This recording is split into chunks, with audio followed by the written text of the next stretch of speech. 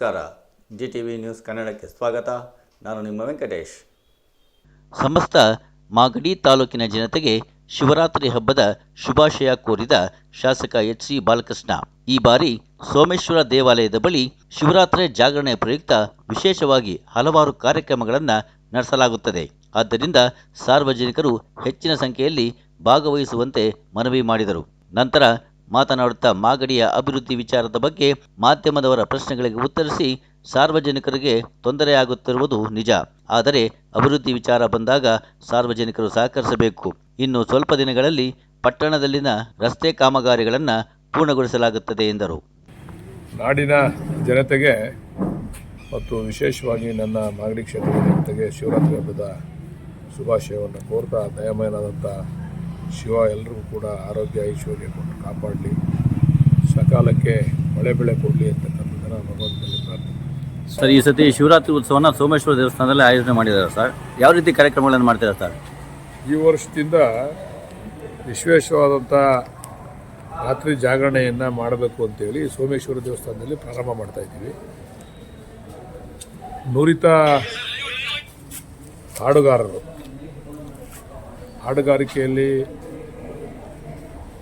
ಕಾಂಪಿಟೇಷನ್ಗಳಲ್ಲಿ ಗೆದ್ದಿರ್ತಕ್ಕಂಥವ್ರು ಮತ್ತು ಒಳ್ಳೆ ಹಾಡು ಹೇಳ್ತಕ್ಕಂಥವ್ರನ್ನ ಸಂಜೆ 7 ಗಂಟೆಯಿಂದ ಬೆಳಗಿನ ಜಾವ 3-4 ಗಂಟೆವರೆಗೂ ಕೂಡ ಒಬ್ಬೊಬ್ಬರು ಬಂದು ಅವರವರ ಹಾಡುಗಳನ್ನ 1 ಗಂಟೆ ಆಡ್ಬಿಟ್ಟು ಹೋಗ್ತಕ್ಕಂಥದ್ದು.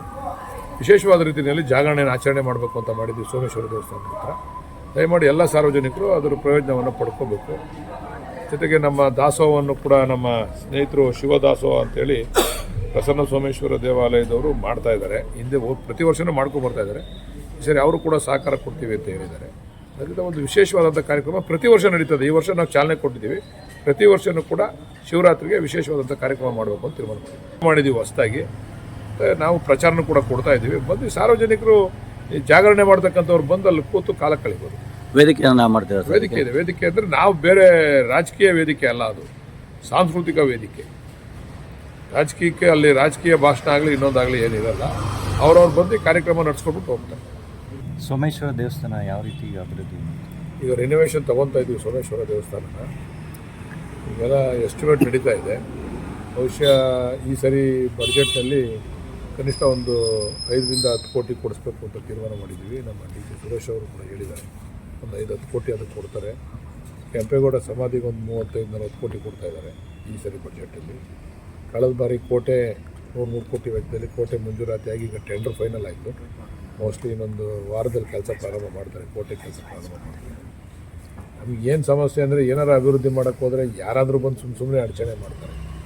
ನಾನು ಒಂದು ಮನವಿ ಮಾಡೋದೇನೆಂದರೆ, ಇದು ನನ್ನ ಸ್ವಂತಕ್ಕೋಸ್ಕರ ಮಾಡ್ಕೊತಾ ಇಲ್ಲ, ಕ್ಷೇತ್ರದ ಅಭಿವೃದ್ಧಿ ದೃಷ್ಟಿಯಿಂದ ಬಂದು ಸಹಕಾರ ಕೊಡಬೇಕು. ಇಲ್ಲದೆ ಇರ್ತಕ್ಕಂಥದ್ದನ್ನೆಲ್ಲ ಇಟ್ಕೊಂಡು ಸುಮ್ಮನೆ ತೊಂದರೆ ಕೊಡೋದು ಏನಾಗಬೇಕಾಗಿದೆ? ನನಗೆ ಹಂಗೆ ಬಿಟ್ಬಿಡ್ತಿದ್ದೆ ಮಾಗಡಿ ಹಂಗೆ ಇರಲಿ ಅಂತೇಳಿ. ಈಗ ಒಂಚೂರು ಏನೋ ಮಾಗಡಿ ನೋಡೋಕೆ ಒಂಚೂರು ಸುಂದರವಾಗಿ ಕಾಣಲಿ ಅಂತ ನಾನೇನೇನೋ ಸರ್ಕಸ್ ಮಾಡ್ತಾಯಿದ್ದೀನಿ. ಕೆಲವರೆಲ್ಲ ಬಂದು ಸುಮ್ಮನೆ ಅವ್ರವ್ರ ತಿಟ್ಟೆ ತಿಳ್ಸ್ಕೊಳ್ಳೋಕೆ ಏನೇನೋ ಮಾತಾಡೋದು ಮಾಡೋದು. ನಾನೇನಾರ ಇಲ್ಲಿಗಲ್ಲಾಗಿ ಮನೆ ಕಟ್ಕೋತಾ ಇದ್ದರೆ, ಇಲ್ಲಿಗಲ್ಲಾಗಿ ನಾನು ಯಾವ್ದಾರ ಜಮೀನು ಒತ್ತುವರಿ ಮಾಡ್ಕೊಂಡಿದ್ರೆ ಬಂದು ಟೀಕೆ ಮಾಡಲಿ.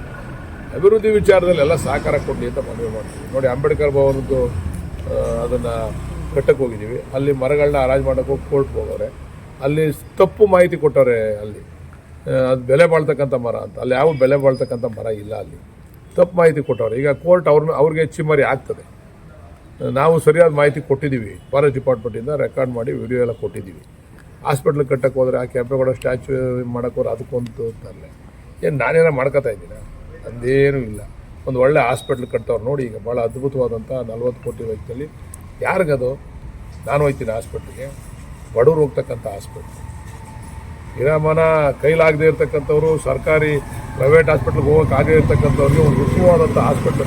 ಅಲ್ಲಿ ಕೆಳಗಡೆ ಇರೋ ಹಾಸ್ಪಿಟ್ಲ್ ನೋಡಿದ್ರೆ ನೀವು ಅದು ಹೆಂಗೆ ವಾಸನೆ ಬರ್ತದೆ ಅಂತ.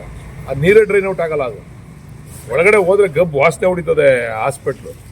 ಇದನ್ನೆಲ್ಲ ಮಾಡೋಣ ಅಂತಂದರೆ ಸುಮ್ಮನೆ ಇಲ್ಲದೇ ಇರೋ ತೊಂದರೆ ಕೊಡ್ತಾರೆ, ಇಲ್ಲದೇ ಇರೋ ಅಂತ ಹಿಂಸೆ ಕೊಡ್ತಾರೆ. ನಾನು ಬೇರೆ ರೀತಿ ಮಾಡೋಕ್ಕೆ ನನಗೂ ತಾಕತ್ತೈತೆ, ಬಟ್ ಗೊಂದಲ ಮಾಡ್ಕೋಬಾರ್ದು, ಅದನ್ನು ಇದು ಮಾಡಬಾರ್ದು ಅನ್ನೋ ದೃಷ್ಟಿಯಿಂದ ನಾನು ಭಾಳ ತಾಳ್ಮೆಯಿಂದ ಹೋಗ್ತಾ ಇದ್ದೀನಿ. ಬಜೆಟಲ್ಲಿ ಏನು ನಿರೀಕ್ಷೆ ಮಾಡ್ಬೋದು ನಮ್ಮ ಜಿಲ್ಲೆಗೆ ಆಗಲಿ ತಾಲೂಕು? ನಮ್ಮ ಜಿಲ್ಲೆಗೆ ಅಂತ ಏನು ವಿಶೇಷವಾಗಿ ಏನಿಲ್ಲ. ಈಗ ನಮಗೆ ತಾಲೂಕು ಕಚೇರಿ ಕಟ್ಟಲಿಕ್ಕೆ ಹಣ ಕೊಡ್ತಾ ಇದ್ದಾರೆ.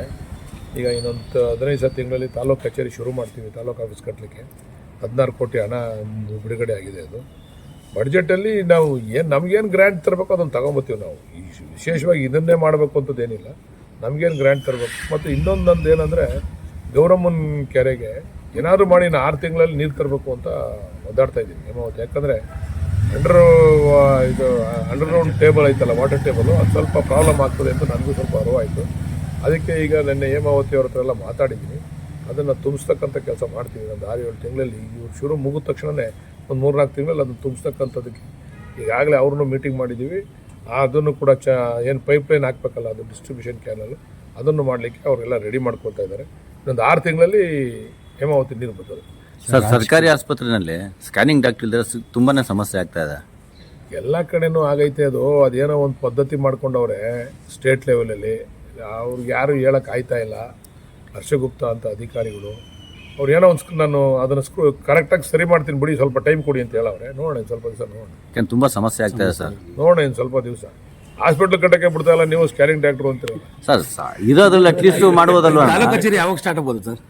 ಇನ್ನೊಂದು 2 ತಿಂಗಳು ಶುರು ಅಂತ ಈಗ ಶಿಫ್ಟ್ ಮಾಡ್ತಾ ಶಿಫ್ಟ್ ಆಗ್ತದೆ. ಅಲ್ಲ, ಹಾಸ್ಪಿಟ್ಲ್ ಬಂದ್ಮೇಲೆ ಆ ಜಾಗದಲ್ಲಿ ಹಾಸ್ಪಿಟ್ಲ್ ಕಟ್ಟಿದ್ಮೇಲೆ ತಾಲೂಕು ಕಚೇರಿನ ಎಲ್ಲ ಒಂದೇ ಕಡೆ ಮಾಡೋಣ ಅಂತ ಇಒ ಆಫೀಸು, ತಾಲೂಕು ಆಫೀಸು, ಅಲ್ಲಿ BO ಆಫೀಸು ಅಲ್ಲೇ ಕಟ್ತಾ ಇದ್ದೀವಿ.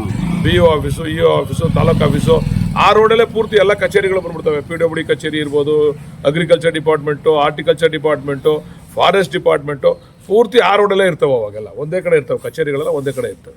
ಸರ್, ಪ್ರಸ್ತುತ ರಾಜಕೀಯ ಯಾವುದಲ್ಲ, ಶಾಸಕರು ಏನಾದರೂ ವಿದೇಶ ಪ್ರವಾಸ ಏನಾದ್ರು ಹೋಗ್ತಾ ನಡೀತಾ ಇದೆ. ನೋಡೋಣ ಏನಾಗ್ತದೆ ಅಂತ. ಹೈಕಮಾಂಡ್ಗೆ ಮನವೊಲಿಸ್ತಕ್ಕಂಥ ಕೆಲಸ ಮಾಡ್ತಾ ಇದ್ದಾರೆ. ಹೈಕಮಾಂಡ್ ತೀರ್ಮಾನ ಮಾಡಬೇಕು. ಸರ್, DK ಸುರೇಶ್ ಅವರು ಕೊಟ್ಟ ಮಾತಿನಂತೆ ನಡ್ಕೊಳ್ತಾರೆ ಅಂತ ನಾವು ಅದೇ ವಿಶ್ವಾಸದಲ್ಲಿ ಇದ್ದೀವಿ. ಅಂದರೆ ಒಪ್ಪಂದ ಆಗಿದೆಯಾ ಸರ್? ಇಷ್ಟೇ ವರ್ಷ ನಮಗೆ ಗೊತ್ತಿಲ್ಲ, ಅವ್ರು ಹೇಳ್ತಾ ಇದ್ದಾರೆ. ನಮ್ಮ ಮುಂದೆ ಮಾಡ್ತಾರೆ ಒಪ್ಪಂದನ. ಯಾರು ಎಲ್ಲೇ ಒಪ್ಪಂದ ಆಗೋದು ಅಲ್ಲಿ ಹೈಕಮಾಂಡ್ ಪ್ರವೇಶ ಮಾಡಿ ತೀರ್ಮಾನ ಮಾಡಿ, ಒಪ್ಪಂದ ಆಗಿದ್ರೆ ತೀರ್ಮಾನ ಮಾಡಿಕೊಡಿ ಅಂತ ನಾವು ಮನವಿ ಮಾಡ್ತಾ ಇದ್ದೀವಿ.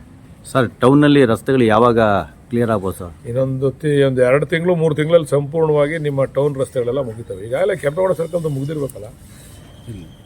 ಇನ್ನೂ ಅಲ್ಲಿ ಇನ್ನು ಮಾಡ್ತಾರೆ. ಮಾಡ್ತಾ ಇದ್ದಾರೆ ಸರ್ ಇವಾಗ. ಇಲ್ಲಿ ಧರ್ಮಸ್ಥಳ ಆಸ್ಪತ್ರೆ ಪಕ್ಕ NS ಜಾಗ ಬಿಡಲ್ರು. ನಾವೇ ಮಾಡುವ ಹುಟ್ಟಿರೋದಕ್ಕೆಲ್ಲ ಮುಗಿಸ್ಬಿಡಿವ. ನಾನೇ ಬಲವಂತ ಮಾಡಿ ಓಡಿಸ್ಬೇಕು. ಎಲ್ಲ ಮುಂಚ್ಕೋತಾರೆ, ಎಲ್ಲ ಶಾಪ ಹಾಕ್ತಾರೆ. ಯಾವ್ಯಾವ ದೇವ್ರಿಗೆ ಪೂಜೆ ಮಾಡೋರು ಗೊತ್ತಿಲ್ಲ ನನಗೆ. ದೇವಸ್ಥಾನ ತಗೊಂಬಂದು ರೋಡ್ ಕಟ್ಬಿಡೋದು, ಮುಟ್ಬೇಡಿ ದೇವಸ್ಥಾನ, ನಿಮ್ ದೇವ್ರ ಕೈ ಕಣ್ ಕಿತ್ಕೊಂಡ್ಬಿಡ್ತಾನೆ, ಕಾಲ್ ಕಿತ್ಕೊಂಡ್ಬಿಡ್ತಾನೆ ಅಂತ. ಸರ್, ಅಲ್ಲಿ ಆಂಜನೇಯ ದೇವಸ್ಥಾನ ತಗೊಂಬಂದು ರೋಡ್ ಕಟ್ಬಿಡ್ತಾರೆ. ಸರ್, ಆಂಜನೇಯ ದೇವಸ್ಥಾನ ಅಲ್ಲಿ ಏನು ಇದು ಮಾಡಲ್ವಾ? ಅದು ಹಂಗೆ ಇರ್ತದ? ಆಂಜನೇಯ ಸ್ವಾಮಿ ದೇವಸ್ಥಾನದ ಪಕ್ಕದಲ್ಲಿ ಇದನ್ನ ಐತಲ್ಲ, ಅದೇನೋ ದಾಸೋಹ ಭವನ ಕಟ್ಟವರಲ್ಲ, ಅದನ್ನ ಮಾತ್ರ ಶಿಫ್ಟ್ ಮಾಡಕ್ಕೆ ಹೇಳಿದ್ದೀನಿ. ಆಮೇಲೆ ದೇವಸ್ಥಾನದ ಬಾಗಿಲನ್ನ ಈ ಸೈಡ್ ಇಟ್ಕೊಳ್ಳೋಕ್ಕೆ ಫೇಸಿಂಗು ಅಲ್ಲಿ ಆ ಮುಂದೆ ಐತಲ್ಲ ಪ್ರಾಂಗಣ, ದೇವಸ್ಥಾನ ಮುಟ್ಟಲ್ಲ, ಪ್ರಾಂಗಣದಲ್ಲಿ ಅದನ್ನು ಫುಟ್ಪಾತ್ ಮಾಡಕ್ಕೆ ಹೇಳಿದ್ದೀನಿ. ಅಲ್ಲಿ ಅದನ್ನು ಫುಟ್ಪಾತ್ ಓಡಾಡೋಕ್ಕೆ ಮಾಡಿಕೊಡಿ, ಅದನ್ನು ಫುಟ್ಪಾತ್ ಮಾಡಿ. ಯಾಕಂದರೆ ವೈಚಾಪುರದಿಂದ ಬಂದು ನೇರವಾಗಿ ಅಲ್ಲಿ ಕಟ್ ಮಾಡೋಕ್ಕಾಗಲ್ಲ. ಅದಕ್ಕೋಸ್ಕರ ಅದನ್ನು ಅವ್ರಿಗೆ ಹೇಳಿದ್ದೀನಿ. ಅವ್ರು ಒಪ್ಕೊಂಡವ್ರು, ದೇವಸ್ಥಾನದವ್ರು ಮಾಡ್ತಾರೆ. ಅಲ್ಲಿರ್ತಕ್ಕಂಥ ಪಕ್ಕದಲ್ಲಿ ಒಂದು ದಾಸೋಹ ಭವನ ಕಟ್ಟವ್ರಲ್ಲ, ಆ ತಳಿಗೆ ಮಾಡೋಕ್ಕೆ ಅದನ್ನು ಹಿಂದ್ಗಡೆ ನಾವೇ ಅವರೆಲ್ಲ ಒಪ್ಕೊಂಡ್ರೆ ನಾವೇ ಸ್ವಲ್ಪ ನಾವು ಸಹಾಯ ಮಾಡ್ತೀವಿ. ಅವರೆಲ್ಲ ಸೇರಿ ಕಟ್ಸ್ಕೋಬೋದು. ಹಿಂದ್ಗಡೆಗೆ ಜಾಗ ಇದೆ, ಅವ್ರದ್ದೇ ಜಾಗ ಐತೆ, ಅಲ್ಲಿ ಕಟ್ಟಕ್ಕೆ ವ್ಯವಸ್ಥೆ ಮಾಡಿ ಅಂತ ಹೇಳಿದ್ವಿ.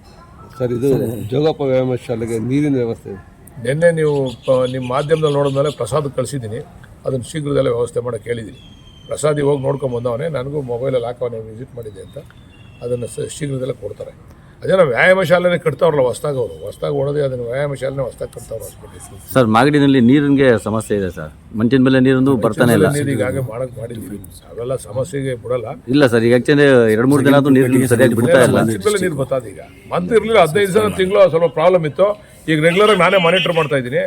ಮಾಡ್ತೀವಿ ಅದನ್ನು ನೀರಿನ ಸಮಸ್ಯೆ ಬಗ್ಗೆ. ಆಮೇಲೆ ಈಗ ಒಂದು 16 ಬೋರ್ವೆಲ್ ಕೊರೆಯೋದಕ್ಕೂ ಟೆಂಡರ್ ಕರೆದಿದ್ದೀವಿ. ಎಲ್ಲೆಲ್ಲಿ ಯಾವ್ಯಾವ ವಾರ್ಡಲ್ಲಿ ನೀರಿನ ಸಮಸ್ಯೆ ಐತೆ ಅಲ್ಲೆಲ್ಲಿ ಬೋರ್ ಕೊರೆಸ್ತಾ ಇದ್ದೀವಿ. ಸರ್, ಇದು ಕಲ್ಲಗೇಟ್ ಗಣೇಶನ ದೇವಸ್ಥಾನ, ಅದ್ರ ಬಗ್ಗೆ ಈಗ ರಿಯಾಕ್ಟ್ ಮಾಡಕ್ಕೆ ಹೋಗಲ್ಲ. ಅದು ಯಾರ್ಯಾರು ಏನೇನು ಹೇಳ್ತಾರೆ ನೋಡೋಣ. ಆಮೇಲೆ ಅಷ್ಟೇನಾ? ಮಾಗಡಿ ಸುಂದರವಾಗಿ ಕಾಣಬೇಕು ಅಂತಂದ್ರೆ ನನಗೆ ಸಹಕಾರ ಕೊಡಬೇಕು. ಮಾಗಡಿ ಸುಂದರವಾಗಿ ಕಾಣೋದು ಬೇಡ, ಹೆಂಗಂದ್ರೆ ಹಂಗೆ ಇರಲಿ. ಬಂದವರೆಲ್ಲ ಉಗಿಯೋರು ಮಾಗಡಿ ಒಳಗೆ ಬಂದ್ರೆ ಇದೇನ ಈಗ ಮಾಗಡಿ ಇದ್ದಂಗೆ ಅದೇ ಅಂತ. ಇದು ಏನಾರ ಒಂದು ಚಿತ್ರ ಬದಲಾವಣೆ ಮಾಡಬೇಕು ಅಂತಂದ್ರೆ ಎಲ್ಲರೂ ಸಹಕಾರ ಕೊಟ್ಟರೆ ಮಾಗಡಿ ಹೆಂಗದೆ ನೋಡೆ ಅಂತ ಅನ್ಬೇಕು, ಬಂದು ನೋಡ್ಬೇಕೆಲ್ಲ. ಆ ಥರ ಮಾಡ್ತೀವಿ.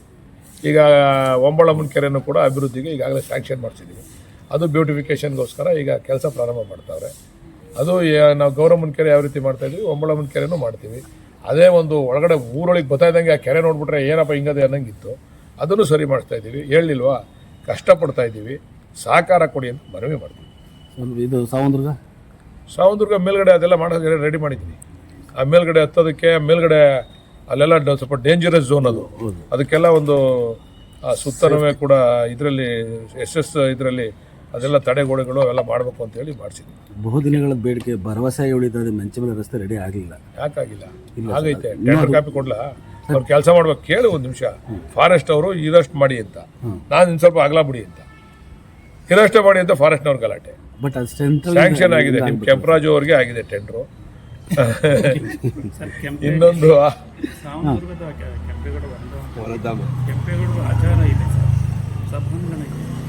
ನೀವು ಒಂದ್ಸರಿ ಬನ್ನಿ ನೋಡೋಣ.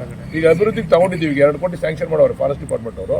ಈಗ ಅಲ್ಲೆಲ್ಲ ಅಲ್ಲಿ ಯಾರಾದರೂ ಬಂದರೆ, ಟೂರಿಸ್ಟ್ಗಳು ಬಂದರೆ ವಾಸ ಮಾಡಲಿಕ್ಕೆ ಅಲ್ಲೆಲ್ಲ ಇದನ್ನ ರೂಮ್ಸ್ಗಳನ್ನೂ ಕೂಡ ಎಲ್ಲ ಕಟ್ಟಲಿಕ್ಕೆ ತಯಾರು ಮಾಡಿದ್ದೀವಿ. ಒಂದು ದಿವಸ ಟ್ರಿಪ್ ಟೈಪ್ ಮಾಡಬೇಕು ಅಂತೇಳಿ ತೀರ್ಮಾನ ಮಾಡಿದ್ದೀವಿ. ಅಲ್ಲಿ ಪಕ್ಕದಲ್ಲಿರ್ತಕ್ಕಂಥ ಲೇಕ್ ಎಲ್ಲ ಇದೆಯಲ್ಲ, ಅದನ್ನು ಅಭಿವೃದ್ಧಿ ಮಾಡ್ತಾ ಇದ್ದೀವಿ. ಆಮೇಲೆ ಕಲ್ಯಾಣ ಇದೆಯಲ್ಲ ಸರ್, ಬಾಲ್ಕುರಿಕಿ ಸೋಮನಾಥನ ಸಮಾಧಿ ಇದೆ, ಪಂಪನ ಸಮಾಧಿ ಇದೆ. ಅದು ಫ್ಯೂಚರಲ್ಲಿ ಡೆವಲಪ್ ಮಾಡೋಣ. Next 2 colours future. So Magadi ಅಭಿವೃದ್ಧಿ ಪಥದತ್ತ ಆರಂಭವಾಗಿದೆ. ಕೃಪಾಳುಗಳ ಕರುಣಾಳು ದೇವರ ಕೃಪೆ ತಮಗಿರಲಿ, ರಂಗಸ್ವಾಮೀಶ್ವರ ಕೃಪೆ ದೊರೆಯಲಿ. ಈ ಬಾರಿ ಮಂತ್ರಿ ಆಗ್ತಕ್ಕಂಥ ಅವಕಾಶ ಧನ್ಯವಾದಗಳು. ಆಯಿತು, ಥ್ಯಾಂಕ್ ಯು. ಇದು ಇವತ್ತಿನ ಮಾಗಡಿಯ ಸುದ್ದಿ ಸಮಾಚಾರ. ನಿರಂತರ ಸುದ್ದಿ ಸಮಾಚಾರಕ್ಕೆ ವೀಕ್ಷಿಸಿ ನಿಮ್ಮ GTV ನ್ಯೂಸ್ ಕನ್ನಡವನ್ನು. ವಂದನೆಗಳು.